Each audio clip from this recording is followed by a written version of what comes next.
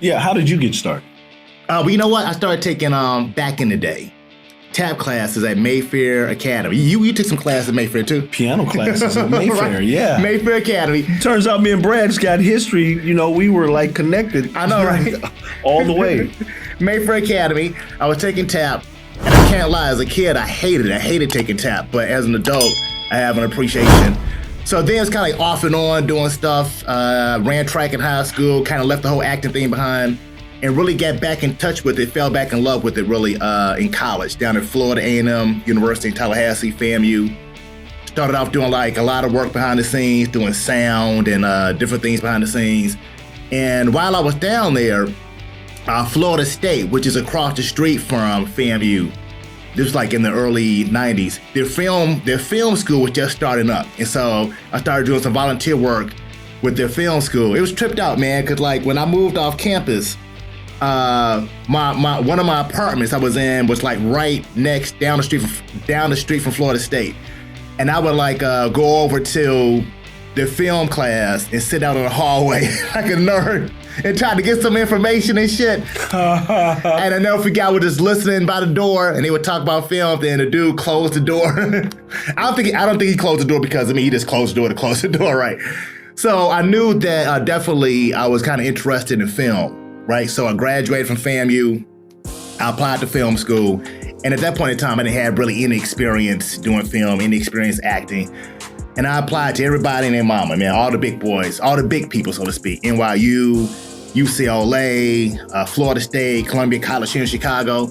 And I never will forget, man, the rejection letters came in on the same day. Wow. Like 4 or 5 rejection letters came in on the same day. And it was oddly enough, the same day as the Oscars, right? And I just started crying. I was crying like a motherfucker. Oh, what am I gonna do? I was just straight tripping. So I stayed down at FAMU for like an extra year, just working with the theater department. And then I came back to Chicago. And then one of the first acting classes I took, I think the first acting class I ever took was with ETA, Ebony Talent Agency that Harold was talking about. And I really fell in love with acting, you know, doing stuff on stage instead of just behind the scenes. And I will say this, that it was a great experience working behind the scenes, you know, because you have a great experience of the totality of what makes theater, makes film. And so then I took one of my first acting classes at ETA. And then shortly after that, like Harold said, we started the Acting Up Theater Troupe. And then halfway through that, I left the troupe as well. And just on a humbug, I auditioned for the DePaul Theater School here in Chicago. And I got in. And I think as far as my career, in terms of knowing what I want to do, in terms of really clarifying being an actor who writes and directs, that was like the best decision I made, you know, going through the DePaul Theater School, a really rigorous program. So it was a great experience. And then after I graduated from DePaul, let me backtrack as well. But, you know, when I first got back from Florida A&M, I took some classes at Chicago filmmakers and community filmmakers, and then got involved with Acting Up, like I said. So then after I graduated from the DePaul Theater School with my MFA in acting, I always say because I wanted to make a lot of money and I wanted job security, so I became an actor.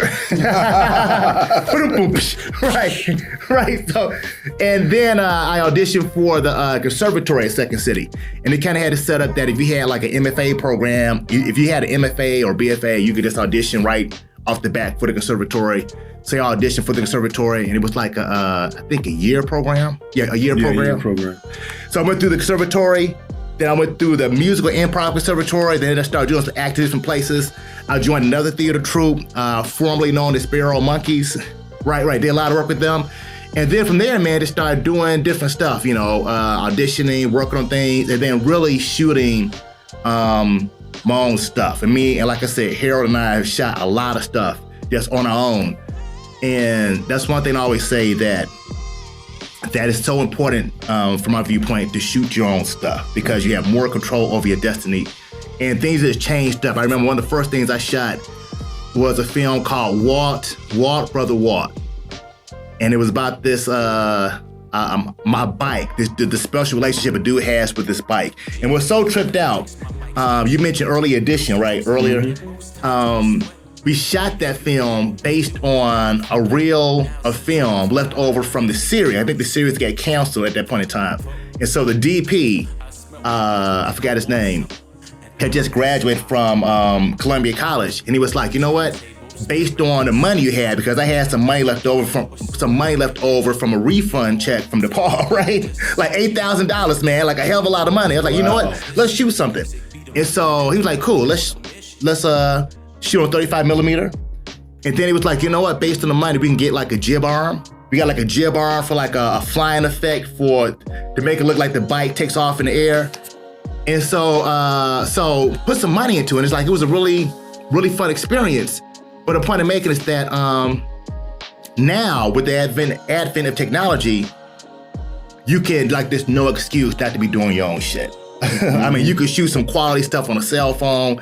We're in my apartment right now, me and HD, aka Studio B. We just shot some stuff for a web series we're working on called Dazzling Cool Cat Jones.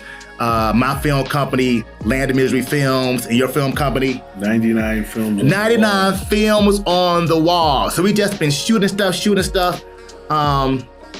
And I would say I love working with you, brother. Same here. Because you're a good person to work with, and I see why people work with the same people on a regular basis, time and time again. You know, have a special relationship and cool working with each other.